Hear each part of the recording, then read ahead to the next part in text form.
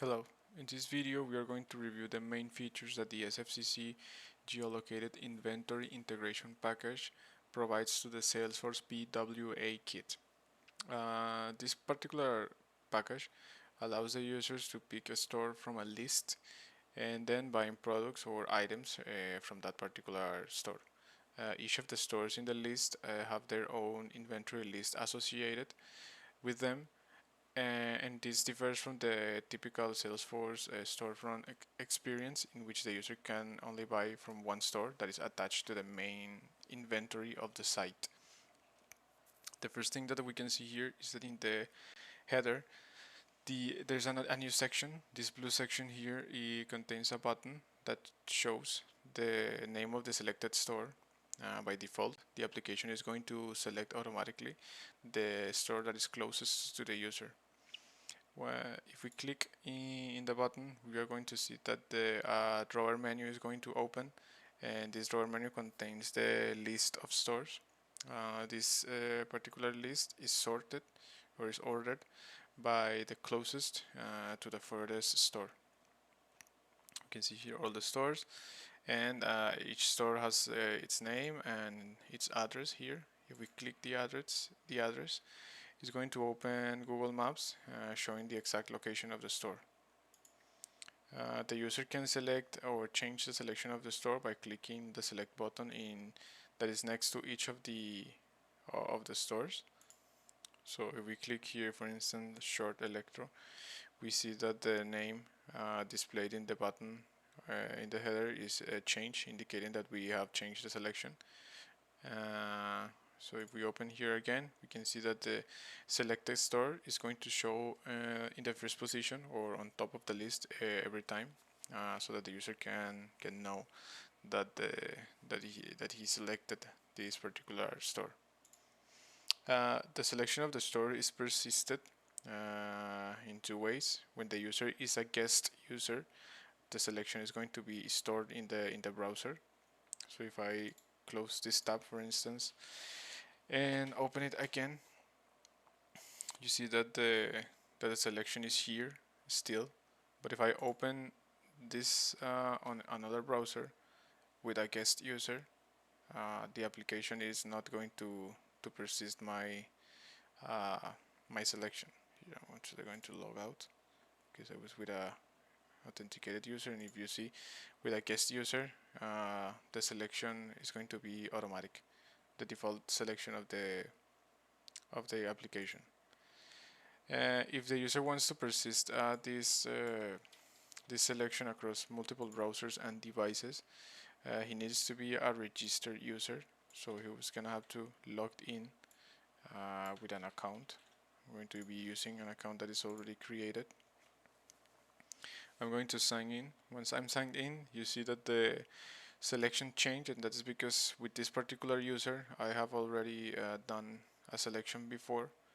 Then I'm going to just switch here to Downtown TV Shop, for instance, and then if I go to this particular browser and logged in with the same account, if I go here and log in with the same account, my selection is going to be brought here also. So in this way, the user can have its preferred store across multiple browsers, no matter which browser or devices he logs in. As long as he's a registered user, the selection is going to persist.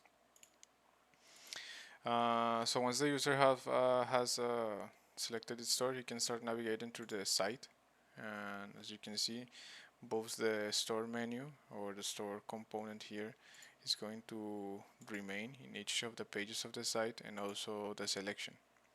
In this way, the user can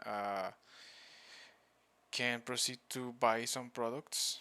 If we go here to this particular product, what happens is that we are in the product detail page of this product.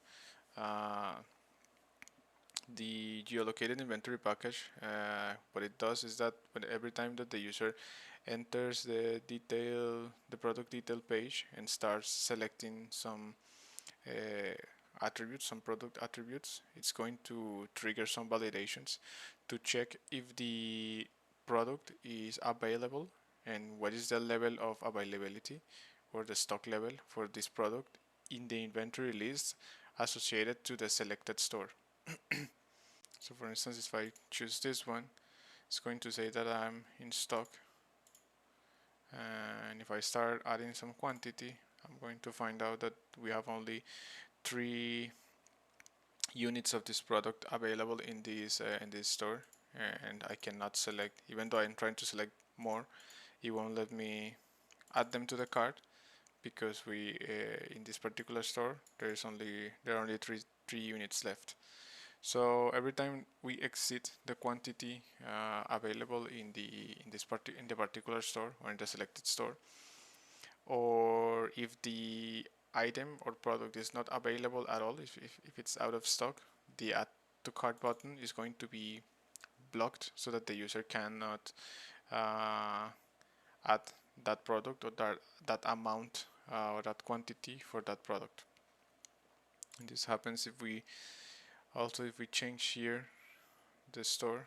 We see that in this store we also have that issue with only three products left.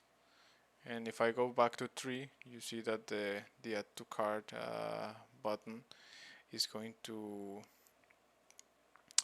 be enabled again. If I switch to this store, for instance, in this store there is no stock for this product, so no matter the quantity I'm not going to be able to add it to cart. So I'm going to switch back to a store that has stock, and here I'm going to add 1. The item has been added to the cart, and then I'm going to go here to men's again. I'm going to buy this one. I'm going to select this, and it's also in stock, and then I'm going to add to cart. So I have added the 2 items that I want to buy and then to the cart, and then we go to the cart page. The cart page works in a similar way as the product detail page.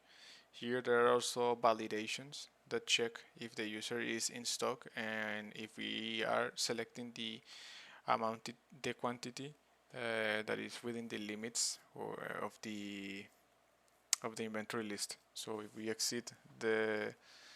were exceeding the quantity, will show some error, and if it's out of stock, it's going to show an error too. Since it's available and it's in stock, the proceed to checkout button is enabled.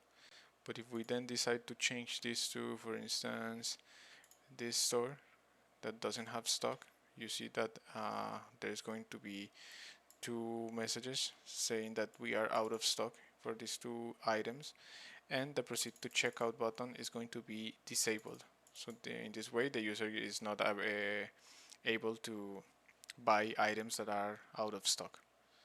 Then if we select another store that has stock, for instance this one, I can start adding, for instance, some quantity here. I'm gonna be adding 5 items. There are 5 units of this particular product, and then I'm going to switch back here, and if you see here is a message saying that we only have 3 left, and the proceed to checkout button is going to be disabled again. So in these cases, when we have issues with the products, what we can do is either remove the product if we want to buy only like this particular amount, and we want to buy in the store. We will need to remove the product. Sorry. We'll have to reduce the quantity to the expected quantity, or we'll have to change to another store that has the quantity that we need. In this particular case, we're going to reduce the amount, the quantity, and if you see, the button is enabled again. So I'm going to buy just 1, and then I'm going to proceed to checkout. Here I already have some information saved, some test information saved. I'm going to select this one, and then we place the order. So here we see the confirmation details for our order. It says that we bought these two items, and then I'm going to go here really quick to this particular product again. And if we see here in the URL, we can see the ID of the inventory.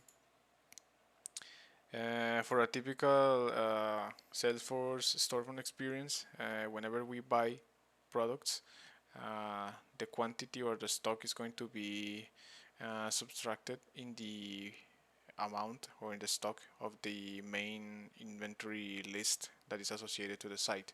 So if we go here to the sandbox, this is